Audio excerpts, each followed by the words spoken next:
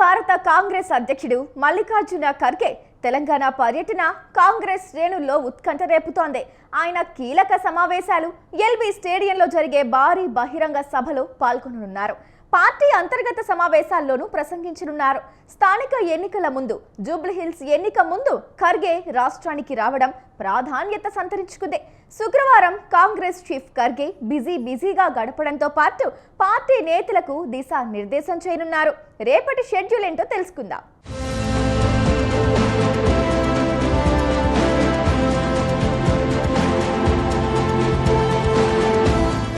స్థానిక సంస్థల ఎన్నికల్లో మెజారిటీ సీట్లను కైవసం చేసుకోవడమే లక్ష్యంగా కాంగ్రెస్ పార్టీ కసరత్తు ప్రారంభించింది.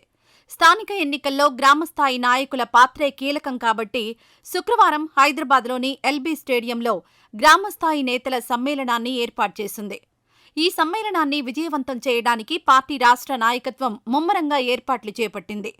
ప్రతిపక్షాలను చిత్తు చేసి 90% సీట్లను కైవసం చేసుకోవాలని కాంగ్రెస్ పట్టుదలగా ఉంది. కాగా బీసీ రిజర్వేషన్ల అంశంపై స్పష్టత రాకుండా రాష్ట్ర ప్రభుత్వం ఇప్పట్లో ఎన్నికలు నిర్వహిస్తుందా అనే అనుమానాలు అన్ని పార్టీల నేతలు వ్యక్తం చేస్తున్నారు. ఈ సమావేశానికి ఏఐసీసీ అధ్యక్షుడు మల్లికార్జున ఖర్గే ముఖ్య అతిథిగా హాజరు కానున్నారు. గ్రామస్థాయి నాయకులే సుమారు 15,000 మంది ఉంటారు. ఇంకా అన్ని నియోజకవర్గాల నుంచి జన సమీకరణ చేస్తున్నారు. గ్రామస్థాయి నాయకులకు దిశానిర్దేశం చేయనున్నారు. సాధ్యమైనంత త్వరలో స్థానిక సంస్థలకు ఎన్నికలు నిర్వహించాలని ప్రభుత్వం భావిస్తోంది. గ్రామస్థాయి నాయకులతో ఏఐసీసీ చీఫ్ ఖర్గే నేరుగా సమావేశం కావడం చరిత్రలో ఇదే తొలిసారి అని రాష్ట్ర ఉప ముఖ్యమంత్రి మల్లు భట్టి విక్రమార్క తెలిపారు. భవిష్యత్తులో ఇతర రాష్ట్రాల్లో ఇటువంటి సమ్మేళనాలు నిర్వహించడానికి తెలంగాణ ఆదర్శమవుతుందని ఆయన చెప్పారు. ఖర్గేతో నేరుగా మాట్లాడేందుకు ఇది చక్కని అవకాశం కాబట్టి పార్టీ నాయకులు, కార్యకర్తలు పెద్ద ఎత్తున కదలి రావాలని ఆయన పిలుపునిచ్చారు.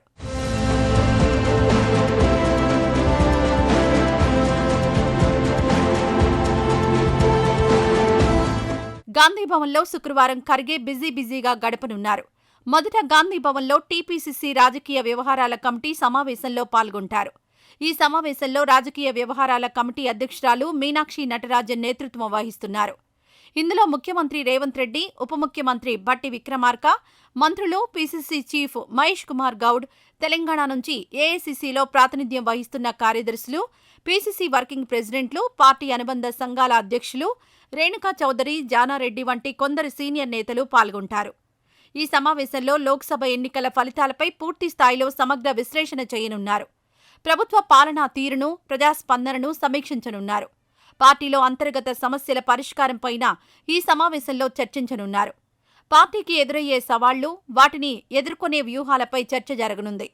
పార్టీని మరింత బలోపేతం చేసేందుకు అనుసరించాల్సిన రాజకీయ వ్యూహాలపై ఖర్గే ఈ సమావేశంలో దిశానిర్దేశం చేసే అవకాశం ఉంది.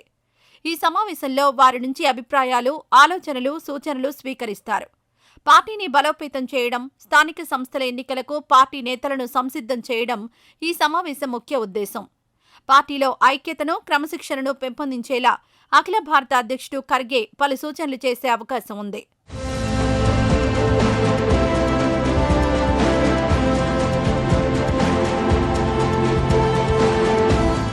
దేశవ్యాప్తంగా కాంగ్రెస్ను పటిష్టం చేసే కార్యక్రమాల్లో భాగంగా తొలిసారిగా ఏఐసీసీ అధ్యక్షుడు మల్లికార్జున ఖర్గే క్షేత్రస్థాయి నాయకత్వాన్ని నేరుగా కలిసేందుకు ఈ సమావేశం ఏర్పాటు చేసినట్లు కాంగ్రెస్ నేతలు చెబుతున్నారు.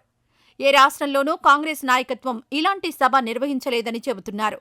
జిల్లా, బ్లాక్, గ్రామ అధ్యక్షులను ఈ సమావేశం ద్వారా ఖర్గే నేరుగా కలవనున్నారు.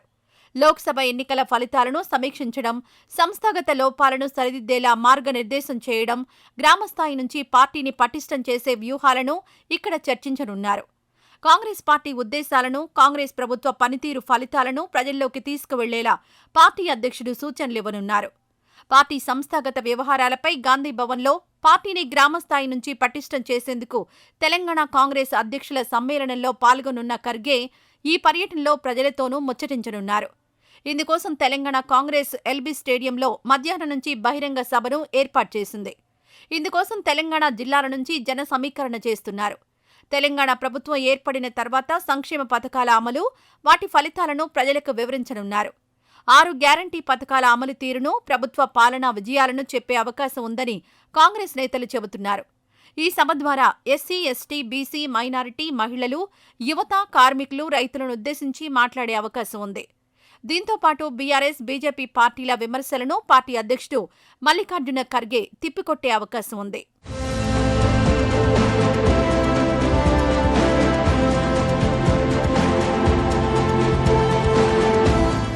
ఏఐసీసీ నాయకురాలు, పార్టీ రాష్ట్ర వ్యవహారాల ఇన్ఛార్జ్ మీనాక్షి నటరాజన్, ప్రదేశ్ కాంగ్రెస్ కమిటీ అధ్యక్షుడు మహేష్ కుమార్ గౌడ్, ఉప ముఖ్యమంత్రి మల్లు భట్టి విక్రమార్క, ఎల్బీ స్టేడియంలో జాతీయ అధ్యక్షుడు మల్లికార్జున ఖర్గే సభ కోసం చేస్తున్న ఏర్పాట్లను పరిశీలించారు.